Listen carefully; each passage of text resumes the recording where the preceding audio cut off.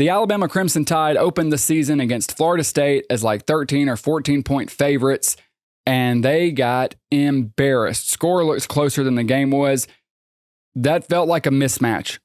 Other than the first drive where Alabama came out, looked really good. It's like, oh, this looks like old Bama teams. I'm from Alabama, by the way, so I've seen all the Alabama stuff. I can remember football starting the Shula era. Okay, so like I remember us sucking during the Shula era, and then obviously the greatness of Saban. And now DeBoer. So it's not crazy if Alabama loses this game, right? That happens. You lose games, tough opponents. That I don't even think a lot of people would be that upset just off a loss on its own. It's the fact that Alabama got dominated. Not necessarily on the scoreboard, although it was looking that way. I'm talking about in the football game. They got physically dominated, especially in the trenches. I don't even remember the last time Alabama got mauled like that in the trenches. We saw some issues like that last year, but it's even last year when they go up against Georgia and they look good, and you have the Vanderbilt, Oklahoma stuff, but you would never see that from a Saban team. And not just to compare to Saban, but you wouldn't see that from Kirby Smart. You wouldn't see that from some of these preeminent programs. It was embarrassing. There's no other way to say it. And again, not just the loss, just to get beaten down like that. Florida State was the more physical football team. They were more well prepared. They wanted it more. Alabama, once things got tough, it felt like they tucked their tail and rolled over and said, oh, we actually didn't want to fight. We thought we'd just come in and win by 14. And that leads to what I think is really the issue circling DeBoer in Alabama. I've actually defended DeBoer based off last season. I was like, look, he came into a situation, taking over for Saban. As soon as he takes the job, all these players can transfer. You got to kind of walk on eggshells as you try to keep guys and maintain the program. I was willing to give you all of that grace. But to come out there and deliver this performance is unacceptable. And I think it's just clear at this point, Alabama and specifically Kalen DeBoer football teams don't have toughness or intensity. They have no fight.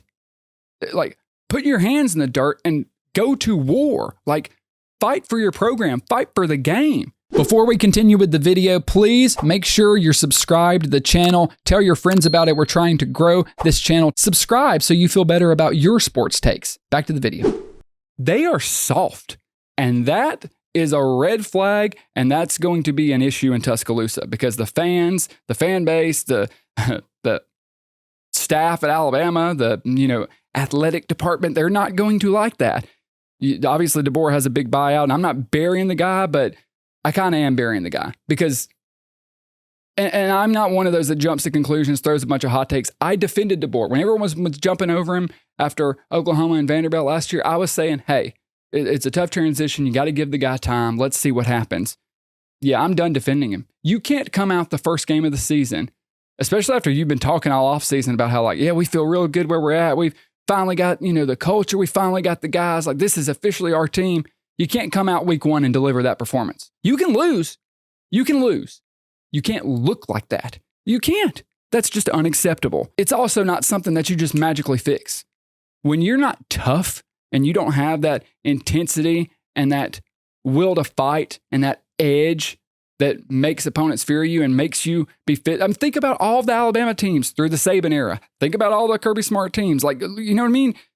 If you don't have that, you're not going to just, we didn't have in week one. We got it in week two, though. We talked to the guys, okay? We got up early. Instead of practicing at 6, we're going to practice at 12, okay? That doesn't just come back. You don't fix it. That's an identity that's instilled in you by the head coach day in, day out. And clearly, DeBoer does not do that. And even just DeBoer's mannerisms and, his candor, which a lot of people have been on, that's never bothered me because I'm like, if results come, results come. I was wrong, and I'm ready to admit it. I was wrong on DeBoer. I think it's going to be a disaster. I don't think he turns it around. Even if they win 9 games, whatever, okay, just to come out and have that performance is crazy. You're never going to see that from Oregon, from Georgia, Ohio State, even Texas. Like, hell, Michigan's not going to hardly look like that. Alabama getting beat like that by Michigan last year in the bowl game. This is It's an identity issue. It's a toughness issue. It's discipline. God, the penalties, Bama just keeps, and the penalties were a problem at the end of the Saban era too, but you have no discipline. You late in the game, you feel like you're coming back, you're going to get a stop, and you have a stupid penalty where you like hit a guy or shove a guy or whatever it was and keep the drive alive, leads to Florida State scoring and putting the game away. It's just, it's crazy. I'm shocked we're at this point. It's red alert in Tuscaloosa, not because of the loss, because of the way they looked, just getting dominated in the trenches. Alabama getting dominated in the trenches. It's just, if you weren't looking at the script A on the helmet, you wouldn't have believed it was that team. And it shows you that it's a new era. DeBoer, man, it's gonna get hot in Tuscaloosa. Luckily, he's got, tens of millions of dollars, so I think he'll sleep fine.